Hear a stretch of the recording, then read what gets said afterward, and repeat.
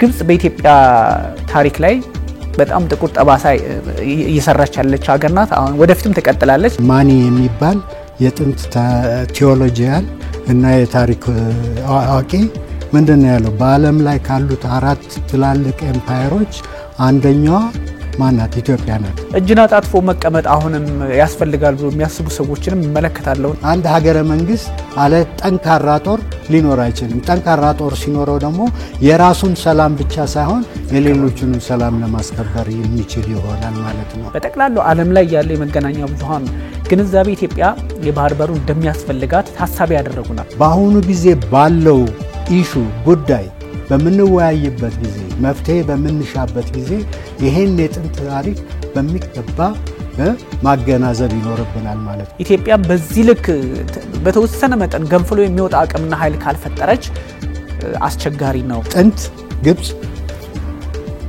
ኢትዮጵያን በጣም የምታከብር ነበረች ምክንያቱም ጥንታውያን ግብጾች የኛ ህይወት የተመሰረተው አባይ ላይ ነው ይላሉ ኤርትራ ውስጥ ማፋሮች አሉ ሶማሊያ ውስጥ ማፋሮች አሉ ጅቡቲ ውስጥ አሉ በተለያዩ በጎረቤት በሚባሉት በኬንያ በጎረቤት ሁሉ አፋሮች አሉ ግን እንዳለመታደል ሆኖ የኢትዮጵያ አፋሮች ብቻ ናቸው ባህር በር የሌላቸው ናሚቢያ ከቦትስዋናና ዚምባብዌ ዛምቢያ ጋር ትብብር አድርጋ እነዚህ ላንድ ሎክድ የሆኑ ሀገሮችን አሲፍ አን ላንድ ሎክድ ነው ያረጋቻቸው ተነስተልን ተመልካቾቻችን የተለያዩ ዓለም አቀፋዊ ጉዳዮችን በጥልቀት የምንዳስስበት ኤንቢሲ ዓለም አቀፍ ተጀምሯል ዛሬም በቀይ ባህር ጉዳይ ላይ ትኩረት እናደርጋለን እንግዳ ይኖሩናል ፕሮፌሰር አየለ በክሪኛ ጋር ይገኛሉ ፕሮፌሰር እንኳን ደህና መጡ እንኳን ደህና ቆየህ ሰላም ነው የታሪክ ምሁር ናቸው እንግዲህ ተመልካቾቻችንን ያውቁታል ከዚህ በፊትም ቤተኛ ስለነበሩ ነው እንግዲህ ፕሮፌሰር ከሰሞኑ ከታሪክም አንፃር ከብዙ ጉዳዮች የቀይ ባህር ጉዳይ በአለም ፖለቲካ ጭምር አነጋጋሪ የሆነ መጥቷልና ጎረቤቶቻችን የሚያደርጓቸው እንቅስቃሴዎች በተለምዶ ደግሞ እንደው በትራዲሽናሊም የኢትዮጵያ ጠላት ሆኖ የቀጠሉ እንደነ ግብጽ ያሉ ሀገራትም እንቅስቃሴ እየተመለከትን የነበረበት ሰዓት ነውና ምናልባት ከቀይ ባህር ባሻገር እንደው በህንድ ውቅያኖስ በአትላንቲክ ውቅያኖስና በተለያዩ አካባቢዎች ሚድል ኢስት ጭምር ትልቅ ስም የነበራት ገናና ሀገር በአሁኑ ሰዓት በ60 ኪሎ ሜትር ርቀት ላይ ተገድባ እንድትቀመጥ የተደረገበት አካሄድ ከታሪክ አንፃር እንደው ጸጸትም ሆኖ ቆይቷልና እንዴት ይታያል ከሚለው ከታሪክም አንፃር እናሳና ፕሮፌሰር ብዙ ጉዳዮችን እንዳሳለን በጣም ጥሩ እሺ ከታሪክ መነሳት ሁሉ ጊዜ ጠቃሚነት አለው እና እንግዲህ አሁን ኢትዮጵያ የምትባል ሀገር የኢትዮጵያ ታሪክ በመንልበት ጊዜ ያ ታሪክ ጥንታዊም ነው መካከለኛ ዘመንም ነው አሁን ደግሞ ዘመናዊ ታሪክም ነው እነዛን ያጠቃለለ ነው በቁጥር ከመነዘር ነው የኢትዮጵያ ታሪክ ቢያንስ ከቅድመ አክሱም እንኳን ብንጀምር ከቅድመ አክሱም ብንጀምር 1000 እና 2000 ተጨምሮ 3000 4000 እስከ 4000 የሚሄድ ነው አንድ እሱ ነው ሁለተኛ በጣም ኢምፖርታንት ምንድነው የጥንታዊት ኢትዮጵያ የምትባለው ኦፍ ኮርስ በጥንት ስሟ ጥንታዊት አክሱም ነው አክሱም ከተማም ነው ኤምፓየርም ነው እና ያንን በመንወስድበት ጊዜ ግዙፍ ነበር የጂኦግራፊካል ደግሞ አቀማመጡ የምድር አቀማመጡ ደግሞ በጣም ስትራቴጂክ የሆነ ቦታ ነው እና ከሚድል ኢስት የሚያገናኛል ከኤዥያ የሚያገናኛል ከአፍሪካ የሚያገናኛል ኦፍ ኮርስ ሜዲተራኒያን አቋርጠ ከአውሮፓ የሚያገናኛል ማለት ነው እና ያንን የጂኦግራፊካል አድቫንቴጅ ጥቅም በመረዳት ንግድ ላይ የተመሰረተ ኤምፓየር ተመስርቶ ነበር ንግድ ላይ የተመሰረተ እና ያ ንግድ በየብስም ነው በባህርም ነው እና ባህር ደግሞ ስንል ማንን ነው ምናወራው ያለው አሁን ቀይ ባህር የሚባለው ቀይ ባህር የሚለውን ስም ደግሞ ያገኘው በጣሊያኖች ነው ኤሪትሪያን ሲ ኤሪትሪያን በግሪክ ቀይ ማለት ነው እና ቀይ ባህር የተባለው ጣሊያኖች ናቸው የሰየሙት ስፔሲፊካሊ አሁን ላለችው ኤርትራ ማለት ነው እና ከዛ በፊት ባህረ ነጋሽ የሚል ስም አለው እና ምንድነው የምናየው ቀይ ባህር አለ የገልፍ ገልፍ ኦፍ ኤደን የሚባለው ወይም ኤደን ሰርጥ የሚባለው አለ ህንድ ውቅያኖስ አለ በባህር ከሄድን እነዚህን ሁሉ ያጠቃልላል ማለት ነው። እና በዚህ በቀይ ባህር ላይ ከቀይ ባህር አንስቶ እስከ እንደው ሌላው ቀርቶ እስከ ታንዛኒያ እንኳን ብንሄድ በብዙ መቶ የሚቆጠሩ ወደቦች አሉ። ትንንሽ ወደቦች አሉ፣ ትልልቅ ወደቦች አሉ። እና እንግዲህ እኛ በተለይ ቀይ ባህር ብቻ ሳይሆን ከቀይ ባህርም አቋርጠን አሁን የመን የሚባለው ቦታ ሳውዝ አረቢያ የሚባለው ቦታ የኢትዮጵያ አካል ነበረ። እና ይሄ ባብኤል ማንደብ የሚባል አለ እንደ ቾክ ፖይንት መግቢያና መውጫ እዛም ያለው ከዚህም ያለው ባህሩም የኢትዮጵያ አካል ነበረ። እና በዛ ነው እንግዲህ አሁን ቅድም አንተ ገናና ስትል ገናናነቷ በዛ ነው። ያም ገናናነቷ ደግሞ የተመሰከረ ነው። እንዴት ነው የተመሰከረው? አሁን ለምሳሌ ማኒ የሚባል የጥንት ቴዎሎጂያን እና የታሪክ አዋቂ ምንድነው ያለው? በዓለም ላይ ካሉት 4 ትላልቅ ኤምፓየሮች አንደኛዋ ማናት? ኢትዮጵያ ናት። እንግዲህ ፐርዣን ይጨምራል፣ ሮማንን ይጨምራል፣ ግሪክን ይጨምራል። እና በነዛ ደረጃ ያለች ሀገር ናት። እና ቅድም እንዳልኩ መሬቱንም ባህሩንም በስርዓት የሚጠቀሙ ታላቅ ኤምፓየር ብዙ ነገስታት ያለፉባት ናቸው። እና እንግዲህ እንደዛ ብለን ሄደን ስፔሲፊክ የሆነ በታሪክ ሬከርድ በደንብ የምናገኘው ምንድነው? አሁን ለምሳሌ በአራተኛው መቶ ክፍለ ዘመን የነበረው አጼ ኢዛና የሚባል ታላቅ ንጉስ እና በጣም በዚህ ሁለቱንም ሳይድ ከመቆጣጠሩም ሁለት ሳይድ ስል ሁለት ጎን ስል እንግዲህ ቀይ ባህር በመሃል ሆኖ የምስራቁም የምዕራቡም ማለት ነው። ምስራቅ ኢትዮጵያ እነ ሄሮዶተስ የታሪክ ጸሐፊዎችን በመታየበት ጊዜ ምንድነው የሚሉት?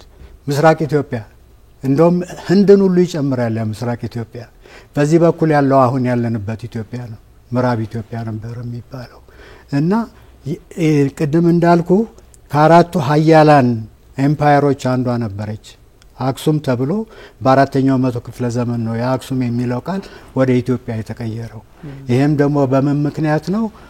መጽሐፍ ቅዱስ የግሪክ የተጻፈ መጽሐፍ ቅዱስ ወደ ግዕዝ በመተርጎሙ ነው። እና ግሪክ ላይ ወይም ደግሞ የዕብራይስጦች መጽሐፍ ቅዱስ ላይ ኩሽ የሚለው ቃል ወደ ኢትዮጵያ ተቀየረ ማለት ነው። ኩሽ አክሱም ከዛ በኋላ ኢትዮጵያ ሆነ ማለት ነው። እና ኢትዮጵያን የተቀበልነው የሚያቀፍነው ከአራተኛው መቶ ክፍለ ዘመን ነው። እንግዲህ አሁን ይሄ ኢትዮጵያ የሚለውንም በመናይበት ጊዜ በጥንቱ ከሄድን ከግብጽ ሊቢያ በስተቀር ጠቅላላ አፍሪካ ኢትዮጵያ ይባል ነበር። የዛ ምስክርነቱ ደግሞ ምንድነው? አትላንቲክ ኦሽን ድሮ ጥንት ማን ነበር የሚባለው? ኢትዮጵያን ኦሽን ይባል ነበር። በተለይ ሳውዝ አትላንቲክ፣ ደቡብ አትላንቲክ። እና እንግዲህ የምናወራው ምንድነው? ግዙፍ የሆነ ኤምፓየር በንግድ ላይ የተመሰረተ የዝሆን ጥርስ፣ ወርቅ፣ እንቁ፣ ጨው እነዚህን የመሳሰሉት ናቸው እንግዲህ ኤክስቼንጅ የሚሆኑት። እና በንግድ ላይ የተመሰረተ ንግዱ በጣም ሰፊ ከመሆኑ የተነሳ የራሳውን ገንዘብ ያተመ ገንዘቦች ታትመዋል። እና እነዛ ገንዘቦች ደግሞ የሚታተሙት በምንድነው? በነሐስ፣ በብር እና በወርቅ ታትመው በአርኪኦሎጂ ጥናት አሁን በአሁኑ ዘመን አርኪኦሎጂ ጥናት በሚደረገው ብዙ ቦታ ተገኝተዋል። ህንድ ተገኝተዋል፣ ቻይና ተገኝተዋል፣ ፐርዣን አሁን ኢራን ብለን የምንጠራው ቦታ ላይ ተገኝተዋል። እና እነዛ አካባቢዎች ሁሉ አፍሪካ ውስጥም ተገኝተዋል። እና ያ የሚያሳየን ምንድነው? ምን ያህል ንግዱ የተስፋፋ መሆኑን። በንግድ ብቻ ሳይሆን ደግሞ 3 ነገሮች አሉ። አንድ ሃይማኖት አለ። ሃይማኖትን ከወሰድን የኛ ሳይድ በተለይ ኢትዮጵያ ያቀፈችው ክርስትና ሃይማኖትን ነበረ። ከመጀመሪያው የክርስትና ሃይማኖት ከበቀለበት አንስቶ የመጀመሪያዎቹ ከሚባሉት አንዷ ኢትዮጵያ ናት። ምናልባት አርሜኒያ ተቀድማት ይሆናል። እና ያ ሃይማኖት አለ። እንደውም በሃይማኖት ምክንያት አጼ ካሌብ ደግሞ በ6ኛው ምዕተ ዘመን የነገሰ ነው። በአጼ ካሌብ ጊዜ ምንድነው የሆነው? ናጀራን የሚባል ቦታ፣ ናጀራን አሁን የሚገኘው ሳውዲ አረቢያ ውስጥ ነው። ናጀራን የምትባል የክርስቲያን ከተማ ነበረች፣ የክርስቲያኖች ከተማ። እና ከዛ እነሱ ተወጉ። አረቦች ወደ ይሁዳነት የቀየሩ እምነታቸውን ወደ ይሁዳነት የቀየሩ አረቦች ወጓቸው እና ብዙ ክርስቲያኖችን ጨፈጨፏቸው። እና ይሄ ከጥንት ጀምሮ አሁንም ያለው ሁኔታ ነው እና ሲጨፈጭፏቸው አይሆንም ብሎ አጼ ካሌብ ጦር አዘጋጅቶ ከሮማኖች ወይ ስፔሻሊ ከቢዛንቲን ኤምፓየር እርዳታ አግኝቶ በመርከብ ቀይ ባህርን አቋርጦ ሄዶ ፐርዣኖችን ወይም ደግሞ አረባይዝድ የሆኑ ይሁዳዎችን አሸንፏል። እና ይሄ እንግዲህ ሲግኒፊካንት ነው። ምንድነው የሚያሳይ ኢቭን ኢንተርናሽናሊዝም በዛ ጊዜ እንደነበረ እና ያ ሀገር በራሱ ተደራጅቶ ጠንክሮ በውስጡ ያሉት ሁሉ አስተባብሮ አደራጅቶ ከዛ በኋላ ይሄ ሃይማኖት ደግሞ ሴንትራል ቦታ ስላለው በማንነትም ብትወስደው በቦታም ብትወስደው ሴንትራል ስፍራ ስላለው ያ ነገር እንዴት እንደዚህ ሆነ ብሎ ወታደሮች መልምሎ ይዞ ሄዶ አሸንፏል። እና ይሄ ነው እንግዲህ ያለው የጥንት ታሪክ እና ይሄ በጣም ጠቃሚ ነው። ከተረፈ ደግሞ አሁን ለምሳሌ አክሱም አካባቢ በምትሄድበት ጊዜ ይሄ በነገራችን ላይ አሁን የሚያጫውትህ ታሪክ በሙሉ በአካባቢው ያሉት ሁሉ የሚጋሩት ነው። ስፔሲፊክሊ ኤርትራኖችም ሆኑ እኛ የምንጋራው ታሪክ ነው። እንደው የገሌ ነው ብለህ በጎሳ ወይ በምናምን የምትመድበው አይደለም። ትልቅ ታሪክ ነው። ሁላችንም አፋሮችን ብትወስዳቸው ሁሉንም ብትወስዳቸው የሚጋሩት ታሪክ ነው። ያንን እንደውም መሰረት አድርገን ነው አሁን መፍትሄ ስንፈልግ በአሁኑ ወቅት ላለው ችግር መፍትሄ ስንፈልግ ያንን ኢንቱ ኮንሲደሬሽን መውሰድ አለብን ማለት ነው። እና ያን ያህል ግዙፍ የሆነች ሀገር እንግዲህ ትሬድ አልኩ፣ ፍራንክ አተሙ አልኩ። ከዛ ምን ሆነ? በትሬድ ባገኙት ሀብት ስልጣኔ ገነቡ። ያ ስልጣኔ ከተማን መስራት አለ። የአክሱም ከተማን በምንወስድበት ጊዜ ማስታወሻ መተው አለ። ሐውልት የአክሱምን ሐውልት ለምሳሌ በምንወስድበት ጊዜ ማስታወሻ መተው አለ። ለሙታን የሚሰጡት ክብር አሁን ለምሳሌ አክሱም ሐውልቱ ያለበት የሙታን ቦታ ነው። ቤተ መንግስቱ ምናምን ያለው ከፍታ ቦታው ላይ ነው እና ብዙ ጊዜ ወደዛ እንሄድም። ያው ሐውልቱን አይተን አሁን ለምሳሌ ጎብኚ ብንሆን ሐውልቱን አይተን ነው የምንመለሰው። ግን ትልቅ ከተማ የገነቡ ጦርነት ውስጥ ገብተው ሳይሸነፉ ከዘመን ዘመን ተሸጋግሮ ነው እንግዲህ በፊት ወደ መካከለኛው ከዛ በኋላ ወደኛ የመጣው። እኛም የነሱን እንትን ምሳሌነት ተከትለን ነው እንደ አድዋ አይነት ቦታ ላይ ጠላት ሲመጣብን ድል ልናደርግ የቻልነው። ምንድነው እንግዲህ እዚህ ላይ ጠቃሚ ነጥቡ ምንድነው? ቦታ አለ፣ መሬት አለ። እዛ ቦታ ላይ እዛ መሬት ላይ ህዝቦች አሉ። እነዚህ ህዝቦች በአንድ ቋንቋ የተወሰኑ አይደሉም፣ ወይም ደግሞ በአንድ እምነት የተወሰኑ አይደሉም። ግን ዋናው ቋንቋ በዛን ዘመን በጥንታዊ ዘመን ኦፍ ኮርስ ግዕዝ ነበረ። ግዕዝ ደግሞ ራሱ ቃሉ እሁድ ማለት ነው። ግዕዝ ማለት ስራ የምታርፍበት ቀን ማለት ነው። የነጻ ቀን ማለት ነው። እና ግዕዝ ማለት ነጻ ማለት ነው።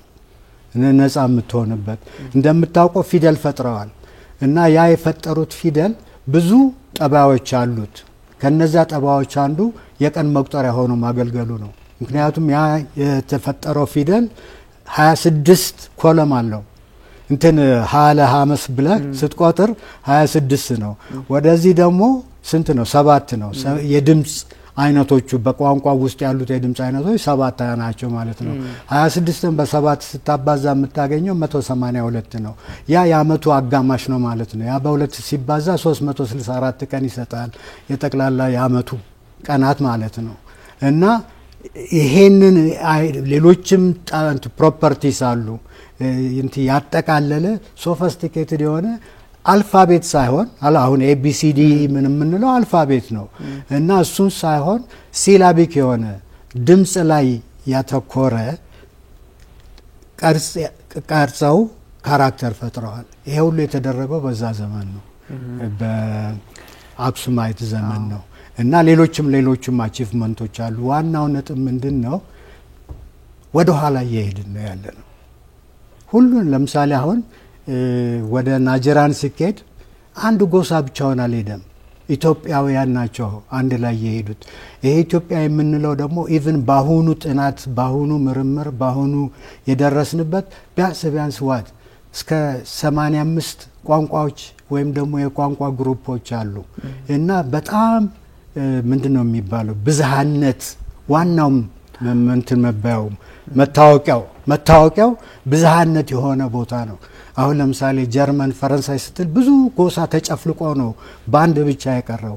እኛ ጋር እንደዛ አልሆነም እና ምንድነው ምልህ ይሄ ለምሳሌ ኔሽን ስቴት የሚባለው ኖሽን በዘመናዊ ጊዜ የመጣው የመንግስት የምንለው ሀገረ መንግስት የምንለው ሀገረ መንግስት ደግሞ ያው ከህዝብ ጋር ኮንትራት ይወስድና ያው ህዝብን ያስተዳድራል። ህዝብ ሰላም ያገኛል፣ መንግስት ሰላም ይሰጠዋል። ህዝብ ደግሞ ያን መንግስት ትረስት ያደርገዋል። እንደዛ በሚሆንበት ጊዜ በሰላም ልማት ውስጥ ልትገባ ትችላለህ ማለት ነው።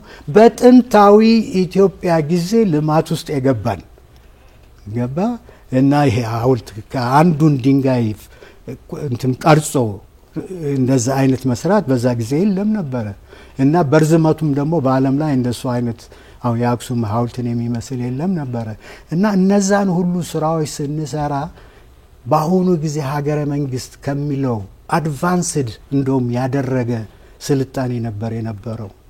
ፊደል አለው፣ ሊትሬቸር አለው፣ የንግድ ሳንቲም አለው፣ ይሄ ጦር አለው። አክሱም ብትሄድ የምታየው ምንድነው? አንደኛው ሐውልት ላይ አሁን ተሰብረው እዛው ግቢ ውስጥ አለ ጦርና ጋሻ ያለበት ሐውልት አለ። ምንድነው? አንድ ስቴት አንድ ሀገረ መንግስት አለ ጠንካራ ጦር ሊኖር አይችልም። ጠንካራ ጦር ሲኖረው ደግሞ የራሱን ሰላም ብቻ ሳይሆን የሌሎቹንም ሰላም ለማስከበር የሚችል ይሆናል ማለት ነው። እና ያ ሁኔታ ነበር ያለው እና አሁን ቁም ነገሩ ምንድነው? በአሁኑ ጊዜ ባለው ኢሹ ጉዳይ በምንወያይበት ጊዜ መፍትሄ በምንሻበት ጊዜ ይሄን የጥንት ታሪክ በሚገባ ማገናዘብ ይኖርብናል ማለት ነው።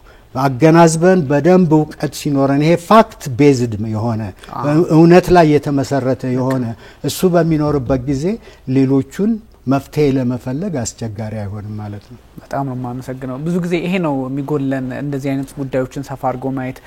ይሄኛውን በታሪክ እንደ መከራከሪያም እንደ እውቀትም እንደ ግንዛቤም መያዝ ስለሚያስፈልግ ነው ሰፋ አድርገው እርሶም የገለጹልንና ይሄን የመሰለ ታሪክ ያላት ሀገር ይሄን የመሰለ ኤምፓየር እንግዲህ ቅድም ባነሳናቸው አትላንቲክ ውቅያኖስ ምንድነው፣ ህንድ ውቅያኖስ ምንድነው ተመልካቾቻችን በደንብ ይረዱታልና ያን ያህል መቆጣጠር የምትችል ሀገር አሁን በራሳችን ምክንያት በራሳችን የፖለቲካ ጉዳይ ታጥረን ቁጭ ማለታችን እንግዲህ አሁን ያለው ትውልድ የጠየቀ መሆኑን የሚያሳይም ስለሆነ ነውና አንዳንዴ ታሪኮች ላይ ትኩረት አድርጎ በዚህ መንገድ መነጋገር ያኛውን ምስል አሁን ላይ ይዞ ስለሚመጣና ስለሚያስቀጥል ነውና በጣም ነው እናመሰግነው።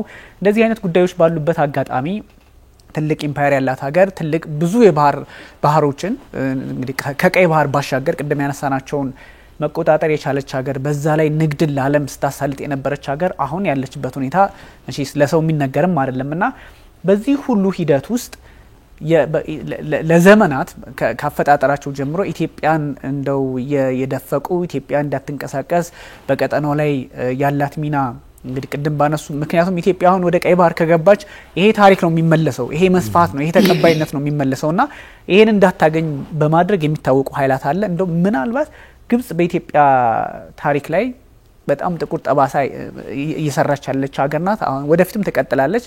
የማታሳካቸው ጉዳዮች ቢኖሩም ግን በዚህ ባሰብ ጉዳይ በቀይ ባህር ጉዳይ ላይ ሌሎቹን ያልተሳኩላት ቢኖሩም እንደው የሰራቻቸው በጣም አደገኛ እንትኖች ዘርዘር አድርገው ቢነግሩን በጣም ጥሩ። ቅድም እንደተጠቀስኩልህ ነው የኢትዮጵያ ታሪክ ስንመረምር ትልቅ ግዙፍ ነበር ብያለሁ ቅድም። ግዙፍ ሲሆን ደግሞ እንግዲህ አፍሪካ ኮንቴክስት ትልቅ ስፍራ ያለው ነበር እና ያው ቅድም እንደተጠቀስኩልህ አሁን ለምሳሌ ግብጽን በምንወስድበት ጊዜ ግብጽም ለዓለም ብዙ ነገር ያበረከተች ናት። ጥንት ግብጽ ማለት ነው። የጥንቷ ግብጽ ለዓለም ብዙ ነገር ያበረከተች በመስኖ እርሻ በጣም ትልቅ ደረጃ ላይ የደረሱ ሃይማኖት በል የተለያዩ በአሁኑ ጊዜ የምንጠቀማቸውን ነገሮች መጀመሪያ የጀመሩ ሜዲሲን በል አግሪካልቸር በል የአርኪቴክቸር ህንፃ መገንባት ፒራሚድን የሚያህል ግዙፍ ነገር በጣም በጣም ግዙፍ የሆነ እንትኖች የነገስታት መቃብር ቦታ የገነቡ ናቸው። በዚህ ላይ ጥንት ግብጽ ኢትዮጵያን በጣም የምታከብር ነበረች። ምክንያቱም ጥንታውያን ግብጾች የኛ ህይወት የተመሰረተው አባይ ላይ ነው ይላሉ። አሁን ናይል የሚባለው ማለት ነው የተመሰረተው አባይ ነው። አባይ ደግሞ የሚመጣው እዚህ ምስራቅ አፍሪካ ውስጥ ካሉት ትላልቅ ተራሮች የተራራው እንግዲህ አሁን ለምሳሌ ኪሊማንጃሮን በምትወስድበት ጊዜ ጫፉ በረዶ ተኝቶበታል። ያ በረዶ ቀልጦ ነው እንግዲህ እንደ አባይ ሆኖ የሚሄደው ይላሉ እነሱ እንግዲህ ሲሉ። እርግጥ ከዛ ነው የሚመጣው። ከኛ 85% ውሃ ከኛ ነው በአባይ ምንድነው ሰከላ ከሚባል ቦታ ላይ ከዛ ተነስቶ ነው እንግዲህ ግዙፍ ሆኖ ትልቅ ሆኖ ወደ ግብጽ ሄዶ ግብጽ ላይ በረሃ ነው፣ ሌላ ምንም ነገር የለም። የሳሃራ በረሃ የምንለው ወደዛም ኤክስቴንድድ ሆኖ ላይፍ ያለው እዛው ዳሩና ዳር አባይ ላይ ነው፣ ወይም ራሱ አባይ ላይ ወይም ናይል ላይ ነው። ያም ደግሞ ምንድነው የተለያዩ በውሃ ውስጥ የሚኖሩ አሳ ምናምን እንግዲህ ለሰው ምግብ ሆኖ ስለሚያገለግል ነው። በጎን ደግሞ ያሉትን መስኖዎችን በቀላሉ ምክንያቱም ከኢትዮጵያ የሚሄደው አፈር በጣም ከኢትዮጵያ የሚሄደው ውሃ በጣም ብዙ አፈር ተሸክሞ ስለሚሄድ ፈርቲላይዘር የማያስፈልገውም እና ምግብን ቴክ ኬር ስላደረጉ ፉድ ሴኩሪቲ ስለነበራቸው በዛ ምንድነው የሚሆነው በተለይ አሁን ለምሳሌ ፍለድ በሚያደርግበት ጊዜ ሊሰሩ አይችሉም። ስለዚህ ያን ጊዜ ፈጠንትን ይሄ ሐውልት መገንባት የተለያዩ ግንቢያ ስራ ሊሰሩ ይችላሉ። ትላልቅ መርከብ ሊሰሩ ይችላሉ። እና ያም ነው የሆነው። ትላልቅ ሁሉ መርከብ ሰርተው ከጥንታዊት ኢጅፕት፣ መካከለኛ ግብጽ እና ደግሞ አዲሷ ግብጽ የሚትባል ተብሎ ነው የሚከፈሉት። ያ ዘመናት ጠቅላላ ተደምሮ ከ3000 እስከ 4000 ዓመት የፈጀ ነው የነሱ ስልጣኔ። ያ ስልጣኔ ፋውንዴሽን ሆኖ ነው ከሌሎቹ ስልጣኔዎች ጋር የነሱ ብቻ ነው ማለት አይደለም። እና ለዓለም ብዙ ነገር ያበረከቱ ናቸው። እነሱ ከኛ ጋር አልተጣሉ። እነሱ እንደውም እንዳልኩ እንትን አድርገውት ሴክሬድ ሳንክቲፋይ አድርገውት ማለት የተቀደሰ አድርገውት ያ ተራራ የኛ ህይወት ምንጭ ነው ብለው ያከብሩት ነበረ። ስፔሲፊክሊ ደግሞ ከሄድን አሁን ለምሳሌ በቢሊቭ በ18ኛው የፌሮኒክ እንትን ዘመን የነገሰች ንግስት ነበረች ሀትሸፕሱት የምትባል ፌሮ ሀትሸፕሱት። እሷ ትልቅ ንግድ ነበራት ከላንድ ኦፍ ዘ ፑንት የሚባል ላንድ ኦፍ ዘ ፑንት እንግዲህ ኢትዮጵያ በአንድ ዋንስ አፖን ኤ ታይም ኦልሶ ላንድ ኦፍ ዘ ፑንት አሁን የምናወራው እንግዲህ ከክርስቶስ ልደት በፊት ያለውን ታሪክ ነው። እና ሀትሸፕሱት ትልቅ ንግድ ነበራት እና ያ ንግድ በጣም ትልቅ ከመሆኑ የተነሳ ስሙን ረሳሁት አንድ ቴምፕል አሰርታ እዛ ቴምፕል ላይ ከላንድ ኦፍ ዘ ፑንት ወደዛ የሚሄዱትን እቃዎች በሙሉ ኢምፖርትድ ያደረጓቸውን ቀርጸው ኤል ባህሪ የሚባል ቦታ አለ እዛ አሁንም ይታያል። ያ ቴምፕል አሁንም አለ። እና ይሄ እንግዲህ የታሪክ ማስረጃ ማለት ነው።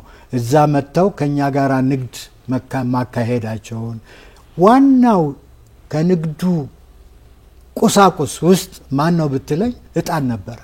እጣን የሚሄደው ከኛ አካባቢ ነው። እጣን ደግሞ ያለው እኛ አካባቢ ነው። አክሮስ ኦፍ ኮርስ የመንም አለ፣ ሶማሊያ አለ፣ ኢትዮጵያ አለ፣ ኤርትራ አለ፣ ሱዳን ፐርሃፕስ ትንሽ ያ አካባቢ ነው እጣን የሚወጣው። ከርቤ ሊሆን ይችላል፣ እጣን ሊሆን ይችላል። እጣን እንግዲህ የሚባለው ስትሪክትሊ ይሄ አሁን ቤተክርስቲያን ውስጥ የምናጨሰው እሱ እጣን ሁሉ የሚሄደው ወደዛ ከኛ ቦታ ነበር። እና ያ ንግድ በጣም ሰፊ ነበረ ማለት ነው። እና በዛ በንግድ ትስስርም በእውቀት ትስስርም አሁን እንደምታውቀው በዓለም ላይ አባይ ብቻ ነው ወይም ደግሞ ናይል ፊደላትን የፈጠሩ ኢትዮጵያኖች ፈጥረዋል። ኑቢያኖች ሱዳን ውስጥ ኑቢያ ነበረ የምትባለው እነሱ ፈጥረዋል። ግብጽ ደግሞ ሃይሮግሊፊክ የተቀደሰው ስክሪፕት ወይም ደግሞ ጽሁፍ ብለው የሰየሙት አውጥተዋል። እና መጀመሪያ ስዕላዊ ነበረ ከዛ አብስትራክትድ የሆነ እንደኛ አሁን የኛ ሲላቢክ ይባላል ሃይሮግሊፊክ ፒክቸር ራይቲንግ ነው ሲላቢክ ድምጽ የድምጽ ጽሁፍ ነው አልፋቤት ሲባል እንደ ሞር ቫወል እና ኮንሶናንት ያለው አርገው ነው እንግዲህ አልፋቤት በጣም ሲምፕሊፋይድ የሆነ ነው ግን አስቸጋሪ ነው ምክንያቱም አሁን ሲላቢክ የኛ ግዕዝን በመተወስድበት ጊዜ ምንድነው የሚሆነው እያንዳንዱ ድምጽ እዛ ቋንቋ ውስጥ ያለው የራሱ ፊደል አለው የራሱ ሆሄ አለው የራሱ ካራክተር አለው የራሱ ግራፍ አለው እና እነዚህን ትልልቅ ስራዎች የሰሩ ኤንሻንት ኢጂፕሽያንስ ከኛ ጋራ ወራጅነት ነበራቸው ጥሌላቸውም ነበር ምክንያቱም እነሱ ዲክሌር አድርገውታል ህይወታችን እኮ የሚመጣው ከኢስት አፍሪካ ነው ብለው ኦሬዲ ደምድመውታል ያ ችግር በዛን ጊዜ አልነበረም ይሄ የፌሮኒክ ዳይናስቲ እስካለበት ጊዜ ድረስም ብዙ ችግር አለ አንዳንዴ ኦፍ ኮርስ ግጭት አለ ምክንያቱም ኑቢያም ዳይናስቲ አለ ትልቅ ኤምፓየር አለ ግብጽም ትልቅ ኤምፓየር አለ ሊቢያም ኢንሻንት ታይምስ በጣም ትልቅ ነበረች ይሄ እንግዲህ አሁን ሊቢያ ብለው የሚጠሩት ድሮ ይሄ በርበር የሚባሉ ህዝቦች አሉ የራሳቸው ጽሁፍ ያላቸው የነሱ ይሄ የኖርዝ አፍሪካን ጠቅላላ የኖርዝ አፍሪካን ነው ሪፈር ማረጋው እና በዛ መልክ ነበር የነበረውና ይሄ ጠላትነት እንዴት መጣ ከየት መጣ ብለህ የጠየቀኝ ጥያቄ ጠላትነት የመጣው ከቅኝ በተለይም ግብጽ በውጭ ኃይሎች መያዝ የጀመረችበት ጊዜ አንስቶ ነው መጀመሪያ ግብጽ የተያዘችው በማን ነው አሌክሳንደር ዘ ግሬት ነው ዘ ኮንከረር በአራተኛው ከክርስቶስ ልደት በፊት 330 ቢሲ ምናምን ያ አራተኛው ነው የሚባለው በዛ በአራተኛው ከክርስቶስ ቢሲ ቢፎር ክራይስት ማለት ነው አሁን ቢሲ ክራይስትን አውጥተው ከመኒራ ቢፎር ዘ ከመኒራ የሚል የታሪክ ተመራማሪዎች ዴዚግኔት አድርገዋል እና ከዛ ጀምሮ ግሪክ መጣ ሮም መጣ ከዛ ማመጣ አንታው እስልምና መጣ የነ ኦቶማን ኤምፓየር መጣ በነገራችን ላይ 16ኛው ሴንቸሪ ከክርስቶስ በኋላ ነው ኦቶማን ኤምፓየርስ ምጽዋን ያዙት እና አሁን ብዙ ጊዜ ኤርትራኖች ታሪኩን ከዛ ነው የሚጀምሩት ምጽዋን ይዞ እስከንትን ድረስ ቆይቷል ቨርቲካሊ እስከ 19ኛው ምዕተ ዓመት ከዛ ግብጾች ያዙት ከግብጾች በኋላ ነው ጣሊያኖች ሊይዙ የቻሉት በዘመናዊ እንትን ማለት ነው እና እዛ ላይ ደግሞ መጣክሰልት ኢምፖርታንት ነጥብ አለ እና ያ እነዛ መጡ ከዛ ግብጽ የእንግሊዝ ቅኝ ሀገር ሆነች ፈረንሳዮች ስዌዝ ካናልንም ቢሰሩ የግብጽ የእንግሊዝ እንትን ሆነች እንግሊዝ ደግሞ ኢንዱስትሪያላይዜሽን ኢንዱስትሪያል ኤጅ ውስጥ ስለገባችና በዛን ጊዜ ልብስ ሁሉ ታመርት ስለነበረ ኢንዱስትሪያላይዜሽን ምክንያት ጠመንጃ ሁሉ ታመርት ስለነበረ ያጥጥ በጣም አስፈላጊ ስለሆነ ትልቅ ቫስት የሆነ ኮመርሻል አግሪካልቸር በጥጥ የጀመሩት እንግሊዞች ናቸው እና ከዛ ግብጽ እንግዲህ 22 58 ቤዚክሊ 56 አካባቢ ሙሉ ነፃነቷን ስትቀዳጅ ምን ሆነች የፈረንሳይን ኮሎኒያል አሰራር የእንግሊዝን ኮሎኒያል አሰራር ፎሎ ማድረግ ፈለገች መከተል ፈለገች እና ከዛ ኢስማኤል ከዲር ፓሻ ኢስማኤል ከዲር የሚባለው ምን አረገ እንግዲህ ፖሊሲ ሲያረግ እነዚህ ይሄ እኛ ጋር የሚመጣው ውሃ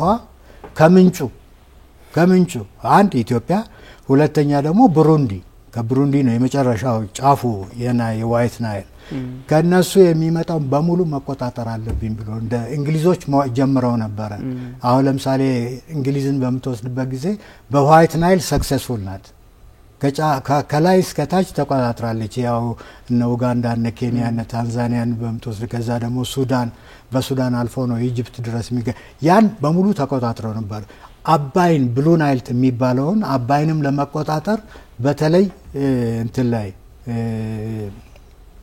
ጣና ላይ ግድብ ሊገድቡ ፈልገው ነበር ግብጽ እንትኖች እንግሊዞች ግን የኢትዮጵያ መሪዎች እንቢያላው ምኒልክ ይሻላልም አፄ ኃይለ ሥላሴ ይሻላልም እና ሳይሳካላቸው ቀረ 1903 አይ ቢሊቭ የተስማሙት ስምምነት አለ ከእንግሊዝ ጋር በአባይን በሚመለከት እና ያም የሚለው ምንድነው ከአንዱ ጫፍ እስከ ሌላው ጫፍ ድረስ ገድቤ ውሃውን አላስቆምም የሚል ነው። እሱን ተስማምተዋል ከእንግሊዞች ጋር። እኛ ውሃ በምንም አይነት አሁንም ቢሆን ግድብ ሲሰራ ሙሉ በሙሉ ውሃውን ለመዝጋት አይደለም፣ ውሃውን አፍስሶ ኢነርጂ ጀነሬት ለማድረግ ነው።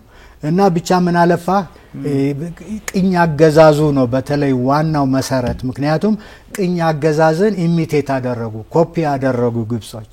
እንደ እንግሊዝ እንደ ፈረንሳይ እነሱም በአካባቢው በተለይ እንደዚህ ውሃዎች ከምንጩ እስከ መጨረሻው መቆጣጠር ስለፈለጉ እና ይሄ ሄጂሞኒ ይባላል።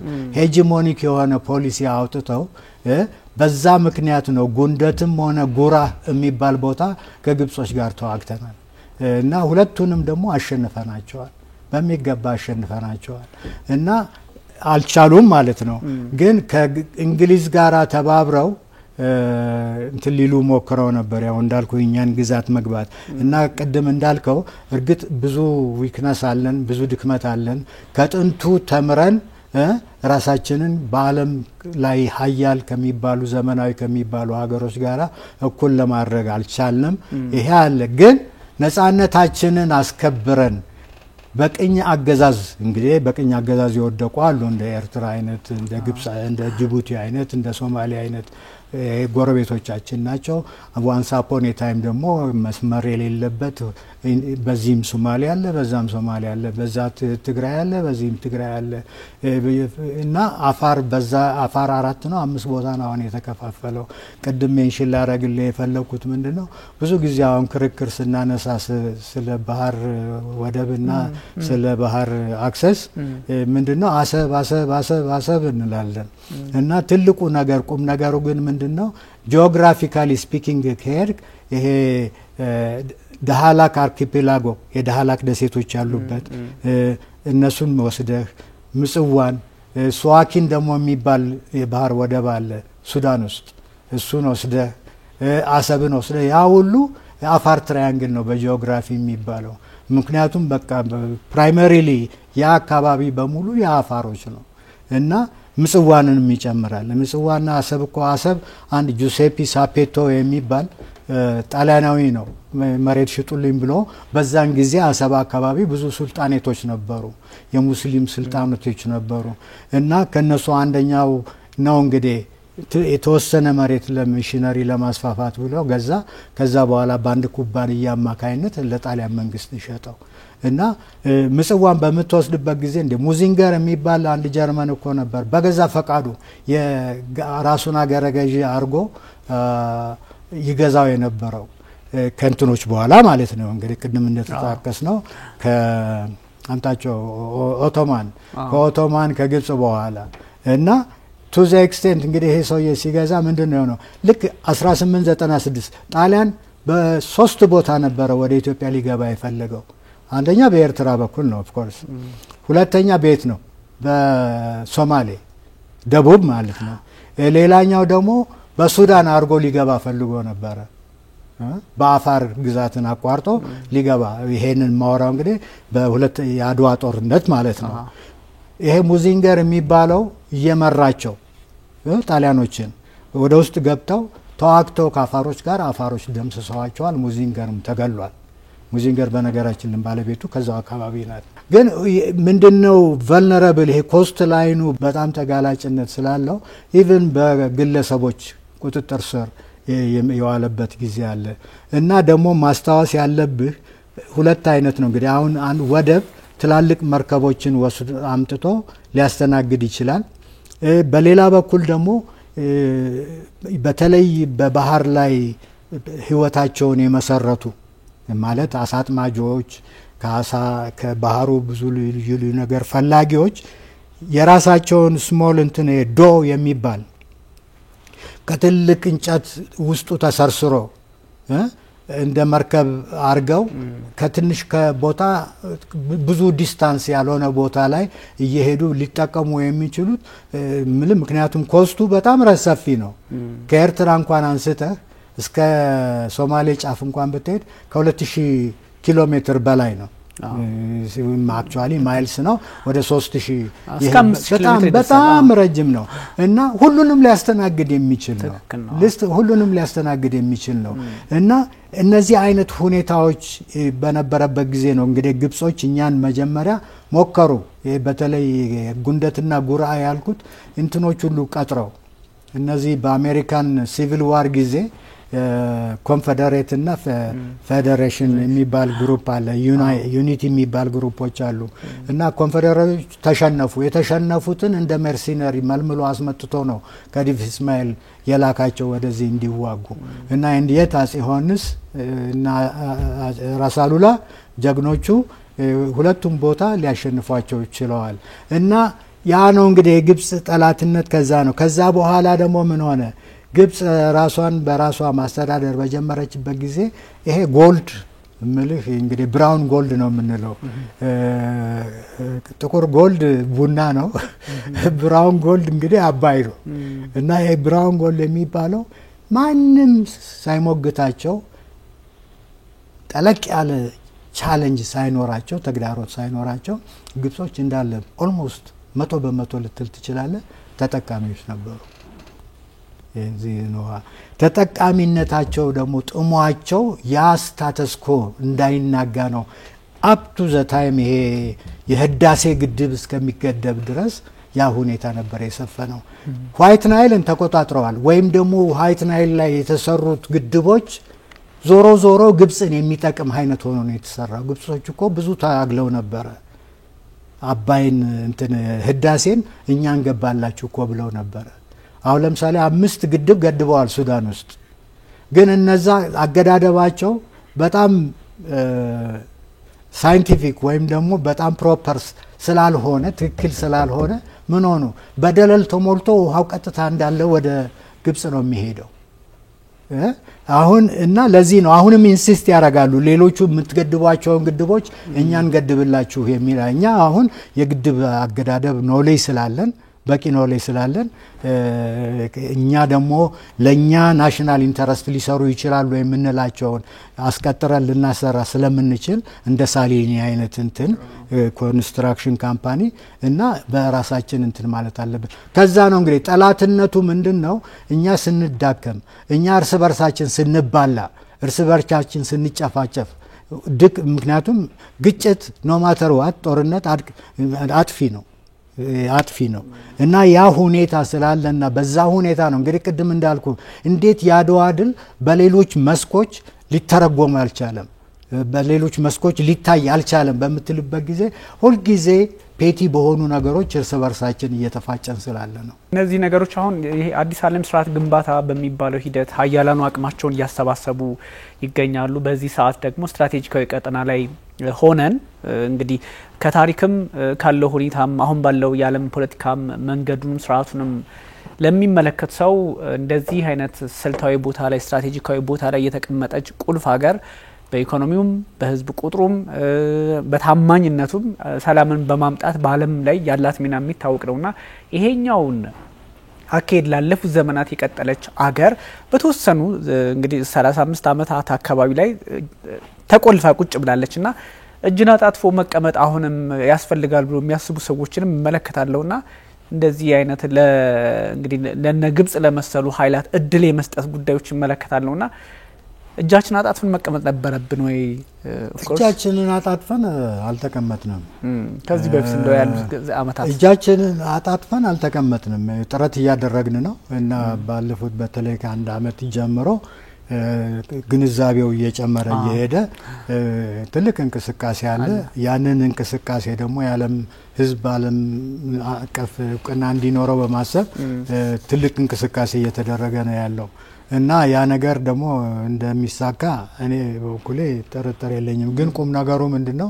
እንዴት ነው የሚሳካው? ይሄን ነገር ሰላማዊ በሆነ መንገድ ልናገኘው እንችላለን የሚል ጥያቄ ሊነሳ ይችላል እና ቅድም የጠቀስኩት አለ። አሁን አንደኛ ጊዜያዊ ነው። አንተ እንዳልከው ክስተቱ በጣም ባጭር ጊዜ ውስጥ ነው። በጣም ባጭር ጊዜ ውስጥ ነው። ምን 30 አመት ቢሆን ነው እና ቅድም እንዳልኩ ደግሞ እንትኑ ኮስት ላይኑ በጣም ረጅም ነው። ከአፍሪካ እንደውም አንደኛ ነው። እነዚህ እንግዲህ ሱዳን፣ ኤርትራ እያልክ ጅቡቲን፣ ሶማሊላንድን ጨመራ እስከ ዳሪ ሰላም እንኳን ብትሄድ በጣም ረጅም ነው እና የኛ ዋናው ቁም ነገር ቤተሰብ እንትን የሆምወርካችንን የቤት ስራችንን በሚገባ መስራት ያለብን ይመስለኛል። ምክንያቱም ልማት የምታመጣው የግድ የባህር ያስፈልጋል። ለምንድን ነው የሚያስፈልገው? ባህር አክሰስ ባለን ጊዜ ምን ያህል ደረጃ በስልጣኔ እንደደረስን ቅድም በሰፊው ዘርዝር ያለው ባህር ደግሞ ከሱ ተጨማሪ ደግሞ ምንድነው እስከ 20% በአመት የምታገኘው ምርት ይቀንሳል። ወደ ባለመኖሩ ይቀንሳል። በዚህ ላይ የሁላችንም እንደምናውቀው አሁን ለምሳሌ ጅቡቲ በምንም አይነት የራሷ እንትን የኢትዮጵያ አካል መሆን ነበረባት አላለም። በተለያዩ የዓለም አቀፍ ሁኔታዎች ምክንያት የፖለቲካ ምክንያት ነፃነቷን አገኘች እና ቅድም እንዳልከው እጅ ማጣጠፍ እኮ አይደለም። አሁን እጅ ማጣጠፍ እንትን ሆኖ እንደ አናሎጂ ሆኖ ልንጠቀመው የምንችለው ምንድነው? ትንሽ ከ1 ሚሊዮን ብቻ ህዝብ ያላት ሀገር ያ ያላትን ጠቃሚ ፖርክ ጅቡቲ ያለ ኦቦክ አለ እና ምንድነው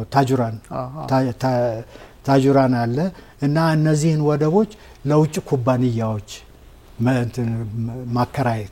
አከራይታ እነዛ ኩባንያዎች እንደፈለጉ የወደብ አገልግሎትን ያስጨመሩ እኛን እየጎዱን ሳንወድ በግድ እስከ $2 ቢሊዮን ድረስ እናጠፋለን ለኤክስፖርት እና ለኢምፖርት። ያ ነው እጃችንን አጣጥፈን እንድናደርግ። ምክንያቱም የራሳችን ወደብ ቢኖር ኖሮ ይሄ ወጪ ትምህርት ቤት ለመገንባት፣ ሆስፒታል ለመገንባት፣ ኢንፍራስትራክቸር ለመገንባት ያገለግል ነበረ እና እዛ ላይ ነው እንግዲህ መታሰራችን። ምክንያቱም ኢኮኖሚያችን በሚፈለገው መጠን እንዳያድግ አግዶታል። ይሄ በዛ ላይ ደግሞ ሴራ አለ። አንተ ቅድም ሜንሽን እንዳረከው ሴራዎች አሉ።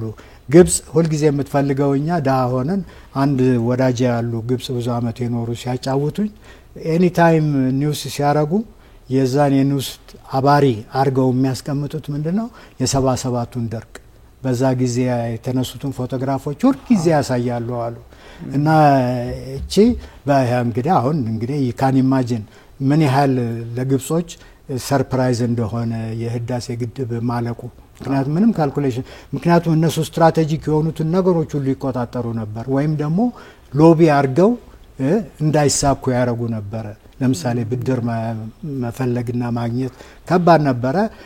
ወይዛ ሄደው ዓለም ባንክ ውስጥ IMF ውስጥ እነሱ ይጨመራሉ ወይም ደግሞ ኃይለኛ ሎቢ ቀጥረው ያ ነገር እንዳይሰካ ያረጋሉ እና በዚህ በተለያየ መንገድ የሚያረጉት ነገር በሙሉ ምንድነው ያ ውሃ ፕራይም ሞር ኦር ሌስ ማጆሪቲው ሴኩርድ በሆነ መንገድ 55 ቢሊዮን ኩቢክ ሜትርስ ነው አሁን እንትን የሚሉት ያን ቀይ መስመራችን እዛ ላይ ነው እስከሚል ድረስ አይደለም ብለው እኛን የሚያዳክሙት እርስ በርሳችን የሚያፋጩን በየቀኑ ታጋይ ጠመንጃ እየሰጡ ግሩፕ እየፈጠሩ እኛ ጋር መተው ችግር እንዲፈጥሩ ነገሮች እንዲጎሳቆሉ ሁሉ የሚያደርጉት ምንድነው የአባይ ውሃ በምንም አይነት ሳይጓደል እነሱ ጋር እንዲደርስ ነው።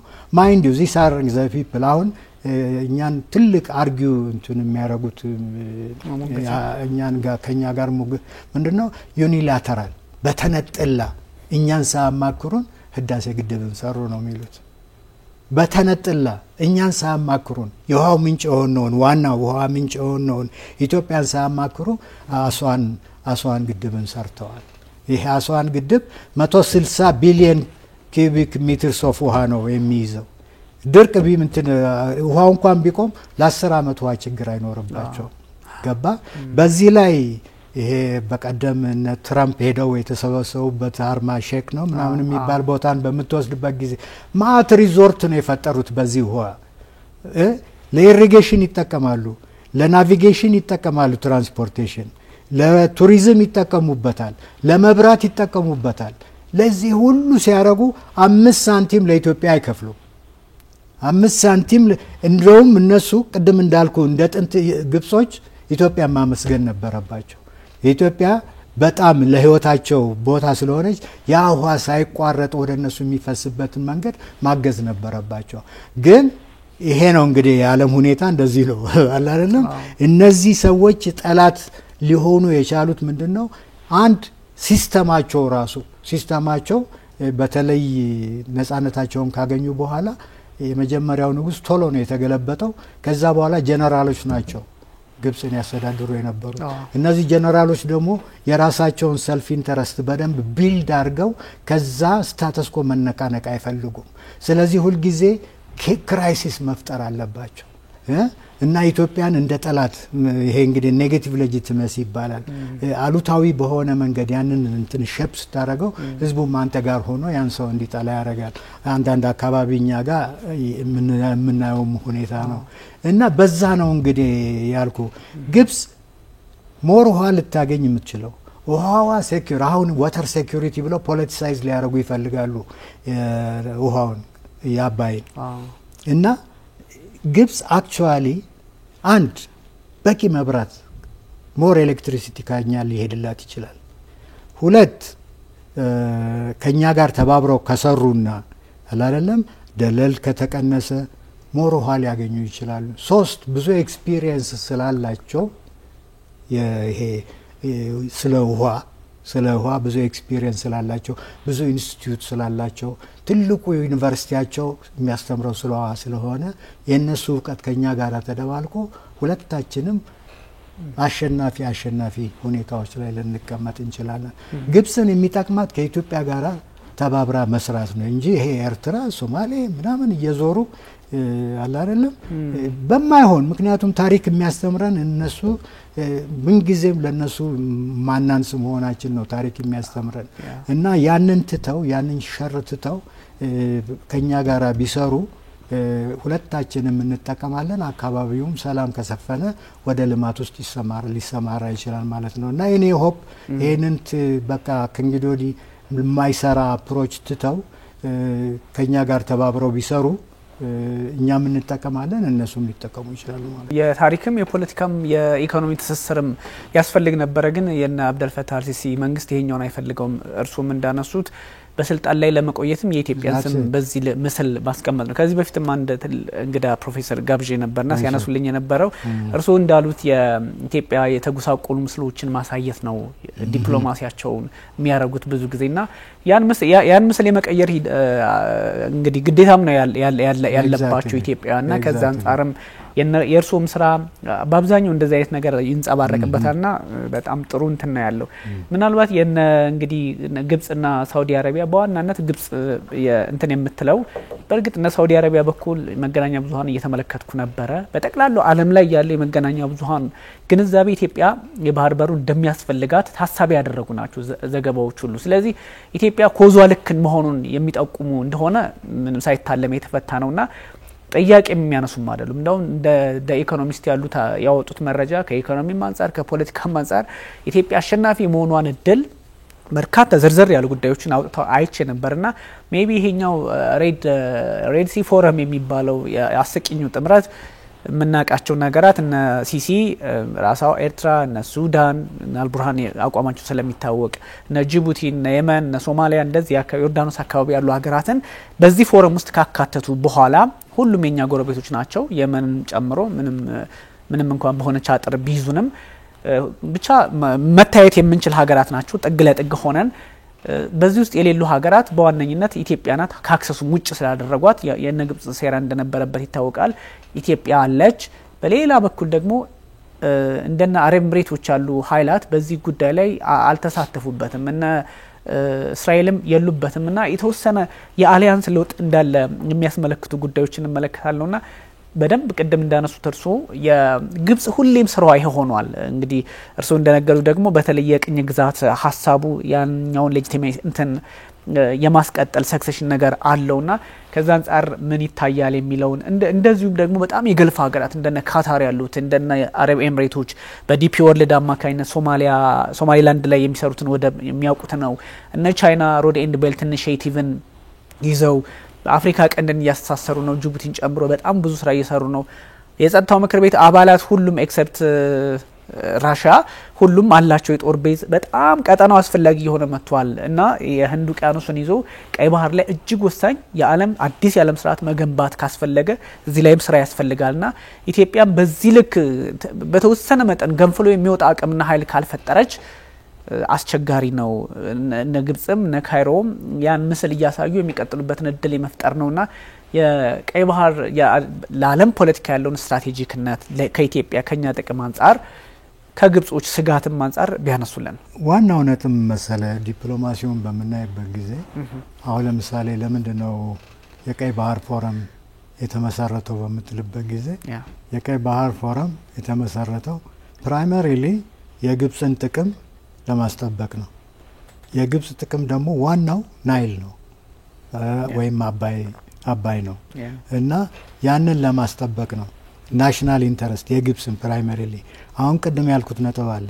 ግብጽን ብትወስድ ሱዳንን ብትወስድ ኤርትራን ብትወስድ ኢቭን እነ ጅቡቲ እነ ሶማሊያንም በምትወስድበት ጊዜ ኖርማልና ፕሮግሬሲቭ የሆነ ሪሌሽንስ ከኛ ጋር ቢኖራቸው ሁሉም ሳይድ ይጠቀማል ማለት ነው፣ ሊጠቀምም ይችላል ማለት ነው። እንዳልኩ አሁን ያለው ሄጂሞኒክ ፖሊሲ አላለ የበላይነን ይሄ ነው እኮ አሁን አይ ቲንክ ኢን ማይ ኦፒኒየን ኢን ፓርት የሊደርሺፕ ኤርትራም ላይ ያለው ሊደርሺፕ ትልቁ ችግሩ ምንድነው? ይሄ ኮሎናይዜሽንን እንደ እንትን ያውታል እንደ ትልቅ ነገር አለ አይደለም ወደ ስልጣኔ መግባት መንገድ ምናምን አርገው ያውታል እና ግብጽንም በመተወስድበት ጊዜ ፎሎ የምታረገው ቅድም በደንብ አድርጌ ተከሽዋለሁ እንግሊዝን ነው እና የእንግሊዝ ስታይል ኤምፓየር መፍጠር ነው የምትፈልገው እና ያ ስለሆነም ነው ከኛ ጋራ በእኩልነት ሪስፔክት ባለበት መከባበር ባለበት ሁኔታ አብሮ ለመስራት አብሮ ለማደግ ያልተፈልገው በዛ ፎር ዛት ማተር ይሄ ሶኮልድ ከሰሃራ በታች ያለ የሚባል ሀገር በሙሉ በንቀት የሚታይ ነበር በግብጽ። ይሄ አሁን ግድቡ ካለቀ በኋላ ከግድቡ ከተጀመረ በኋላ ነው ትንሽ ለአፍሪካ አቴንሽን መስጠት የጀመሩት እና ያለው ሁኔታ ምንድነው? ኢሚቴሽን የኮሎናይዜሽን ኢሚቴሽን ነው አይደለም?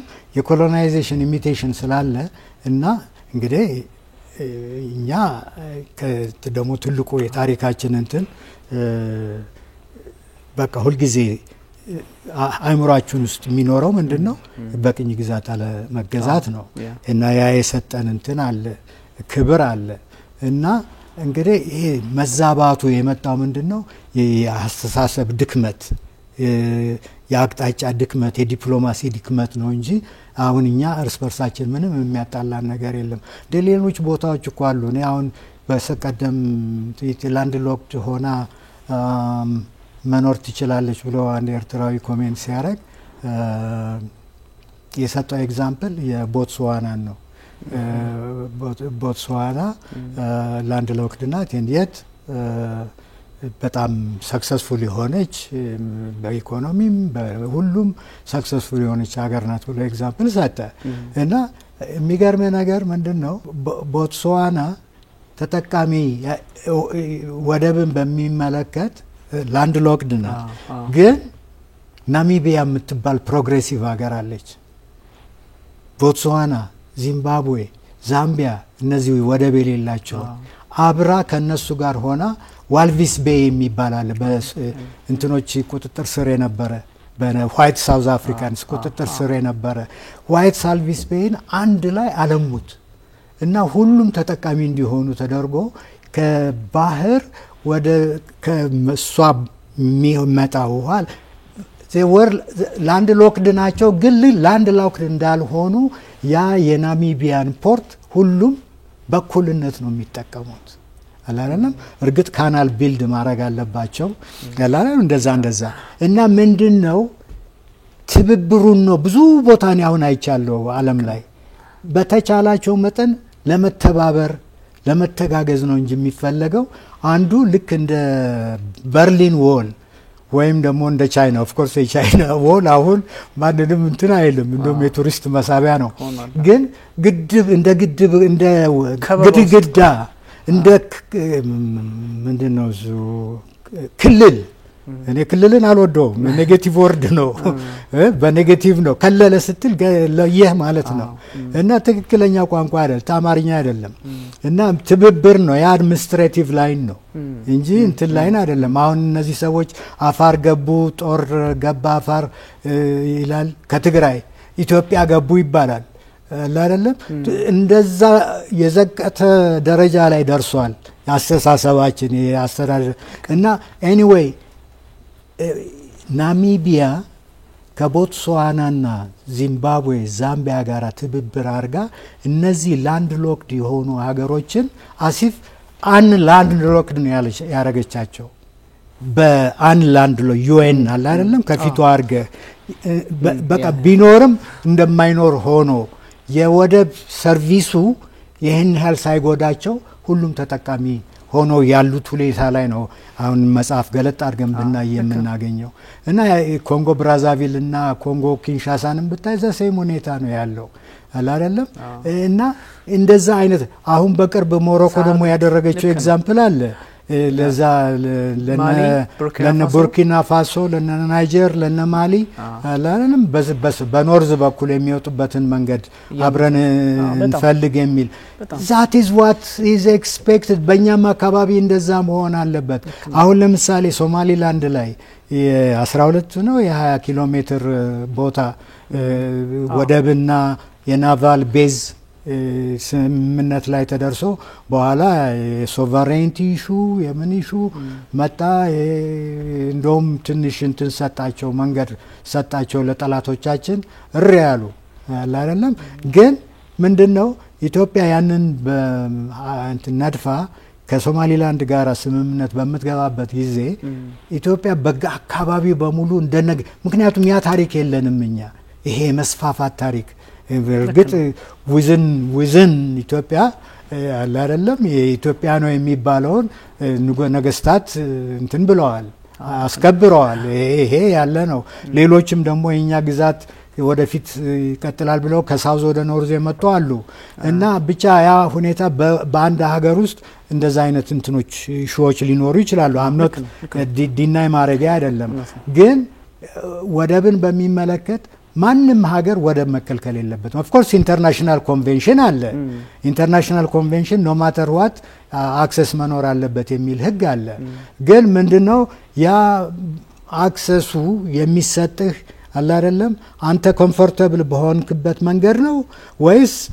አሰሚንስ በየጊዜው ታሪፍ እየጨመርክ ታክስ እየጨመርክ ያንን ነገር እንዳትጠቀም የሚያረግ ሁኔታ ነው ደግሞ ይሄንን አስገባ ይሄንን አታስገባ ተብሎ ኢንተርቬንሽን አለ ወይ ብዙ ኢሹዎች አሉ አንተ ሶልቭ የምታረጋቸው እና ከጅቡቲም ጋር ያለው ሁኔታ እሱ ነው ሶማሊላንድ አይ ዶንት ኖ እንግዲህ አሁን ፍሪዝ ተደርጓል ከዛ በኋላ ይነሳ አላቅም ግን ምንድነው ቅጥም የኢትዮጵያ ታስክ በር ያስፈልጋታል ወደብ ያስፈልጋታል ግን እነዛ ነገሮች ማምጣት ያላባት በአሁኑ ጊዜ ኮስት ላይ ኑረ ያሉትን ሀገሮች ኮንቪንስ አርጋ if necessary aggressive በሆነ መንገድ ዲፕሎማሲዋን አካሂዳ ከነሱ ጋር ተስማምታ ሰላማዊ በሆነ መንገድ ማረግ አለበት ብዬ ነው የማምነው የታሪክ ኢሹ አለ አሁን ለምሳሌ አፋሮች ይዋጋሉ መሬታችንን ተነጠቅን ብለው ቅድም የጠቀስኩላ አለ ይሄ አፋር ትራያንግል የሚባል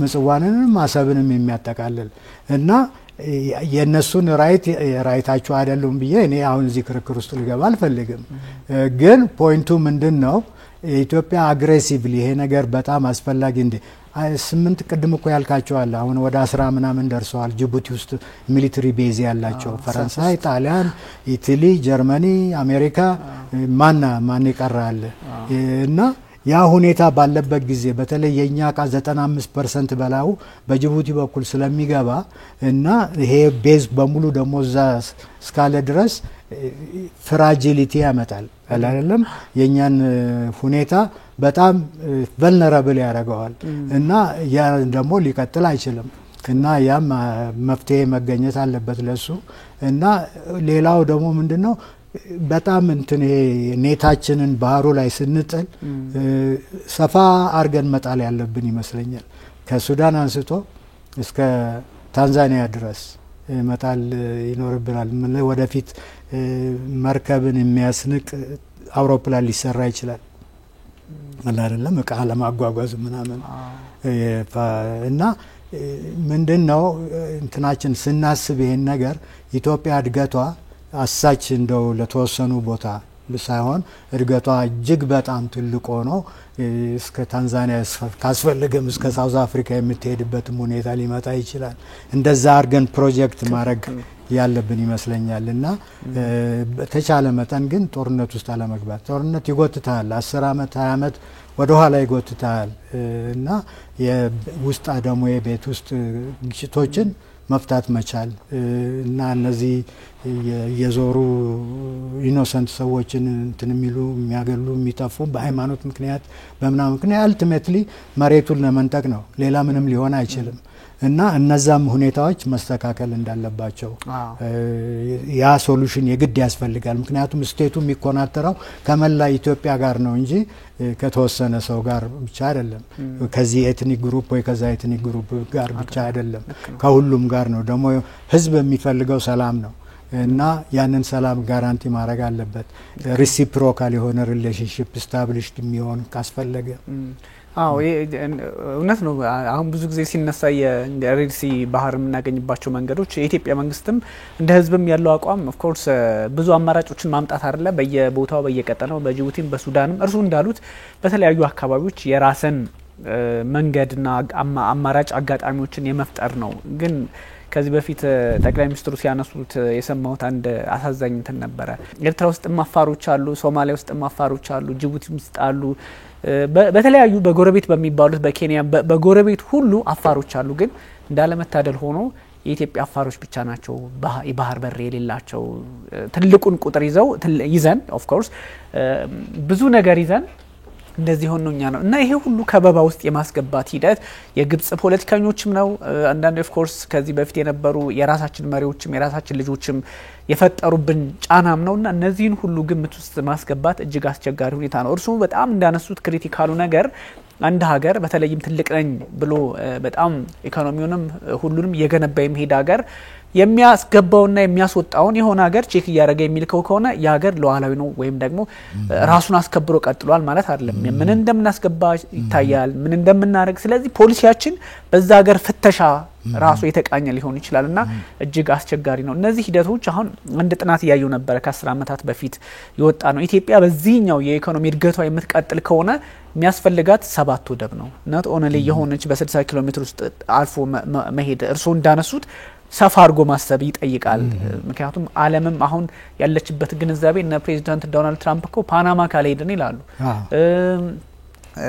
ግሪንላንድን ካልተቀለልን ይላሉ፣ አውሮፓ ውስጥ እየገቡ ምናምን እንደዚህና ዓለም ይሄ ሆናለች መስፋት እና ፕሬዚዳንት ቭላዲሚር ፑቲን የሚሄዱባቸው ርቀቶች ሁሉ ነገር ተዘግቶባቸው አይደለም። በቃ ግን ሰፋ ያለ ግንዛቤ እንዲኖር ከመፈለግ አንፃር ነው። እንዳሉት ጦርነት በራሱ አስቸጋሪ ቢሆንምና ምናልባት እሺ ፓናማን እስካነሳ ዘንዳ ፓናማ ካናል አሜሪካኖች ናቸው ያስገነቡት 1889 አካባቢ።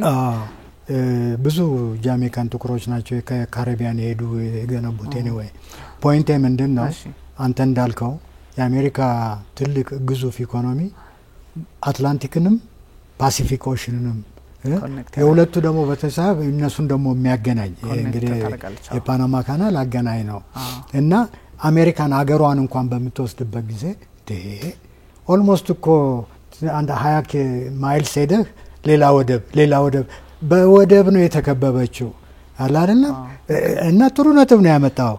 ፕሮጀክት ማድረግ አለብን ትልቅ እንሆናለን ብለን እና ይሄ የምንጠቀማቸው ወደቦች በእነዚህ ብቻ አሁን ባሉት ብቻ ሊወሰኑ አይችሉም።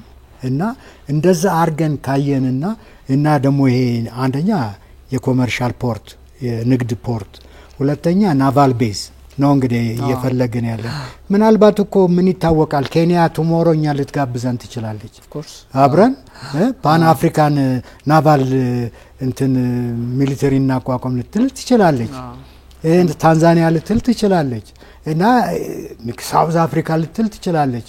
እና እንደዛ ፕሮጀክት አርገን ማየታችን ቅድም ያልኩ ለዚህ ነው ዲፕሎማሲው ኢምፖርታንት የሚሆነው። ስተክ ማድረግ አትፈልግም አለ አይደለም እንደ ጦርነት አንስተ ከዛ በቃ your entire life የምታወራው ገዴን እንዲያርገው በግፍ እንዲ ተብሎ ያይጎትታል እንዳይጎትት ከነዚህ ጋር ያለህን ዲፕሎማቲክ ሪሌሽን እንደም የበለጠ ማሻሻል ግን ዲፕሎማቲክ ሪሌሽን ማሻሻል ማለት ጠንካራ አሁን እኛ ሀገር እኮ ያለው ችግር ምንድነው በአንድ ሀገር ውስጥ ይሄ ቅድም ያልከው ሀገረ መንግስት በዛ ሀገረ መንግስት አንድ ነው ሰራዊት ያለ መኖር ያለበት አንድ ሰራዊት አንድ ፎሬን ፖሊሲ አንድ የፋይናንሻል እንትናችን ፖሊሲያችን አንድ እንደዛ ነው መሆን ያለበት አሁን እኮ ያለው ችግር አንዳንዶቹ እኮ ኦሬዲ ወጥተዋል even though technically የዋናው የትልቁ የኔሽኑ አካልም ቢሆኑ ወጣው በራሳቸው መስክ ነው ምን ያህል ነው አቅም ኖሮን ጥንካሬው ኖሮን ከሰሜን የሚመረተውን ወርቅ በሚገባ አካውንት ያያረገን ያለ ነው እና ይሄ ነው ትልቁ እንትን ምንድነው ስትሮንግ መሆን አለበት መከበር አለበት respect is very important መከበር አለበት ግን at the same time ደግሞ ይሄ ሶፍት ዲፕሎማሲ የሚባለው እሱ በጣም አስፈላጊ ነው ምክንያቱም አሁንም እያወራን ያለ ነው ምንድነው በእኛ ምናልባት ተሳክቶ በልጆቻችን ደግሞ እንዲቆሙ አንፈልግም አላለም ያ ሁኔታ once and for all solve መሆን አለበት ሲሆን ደግሞ ዊን በሆነ መንገድ መሆን አለበት ሁሉንም በሚጠቅም እና በዛ መንገድ እስካየነው ድረስ ይሄ ፕሮጀክሽናችን ትልቅ መሆን አለበት እና እንደዛ በመናረግበት ጊዜ እኛ እኮ አሁን ትልቅ ሆነን ወደ ቀይ ባህር የሚወጣውን መርከቦች ሞኒተር ያያረግን ሴኩር በሆነ መንገድ እንዲያልፉ ብናረግ እኮ 9 ቤዝ አስፈልግም ነበር 10 ቤዝ ጅቡቲ ውስጥ መሰራት አያስፈልግም ነበር ምክንያቱም ያንን ኃላፊነት የኛ አካባቢ ሊወስደው ይችላል ማለት ነው እና እነዚህን ነገሮች ሁሉ ኢንቱ ኮንሲደሬሽን መውሰድ ያስፈልጋል ልክ ነው እንደውም አብዛኞቹ የጎረቤቶቻችን ስጋትም ኢትዮጵያ በዚህ ልክ አቅም ኖሯት ከፍ ብላ ከመጣች ጅቡቲ የሚቀርባ ከኛ የምታገኘው ብቻ ሳይሆን ተፈላጊነቷ ሪፕሌስ ትደረጋለች ኢትዮጵያን የምታል ታላቅ ሀገር ቀይ ባህር ላይ አክሰስ ካገኘች አሁን እኮ የባህር ላይ ወንበዴዎች የአውሮፓ ሀገራትን የምዕራቡን የአሜሪካ ጭምር ማለፊያ ማግደሚያ አጥተዋል እኮ በባህር ላይ ወንበዴዎች ያን አካባቢ ሴኩር የሚያደርግ ኃይል ስለሌለ ነው አልሲሲ የራሳቸውን ስዊዝ ቦይ የሚያልፈውን የሚሸጋገረውን ሁቲዎች አቋርጠውባቸው ብዙ ጊዜ እንለዋለን 50-60% የሚሆን ገቢያቸውን ቀንሶባቸዋል ከስዊዝ ቦይ የሚያገኙትን ሁቲዎች ያን ማድረግ እንኳን አልቻሉም በቀይ ባህር አካባቢ እንግዲህ ኢሳያስ አፈወርቂ ወይም ደግሞ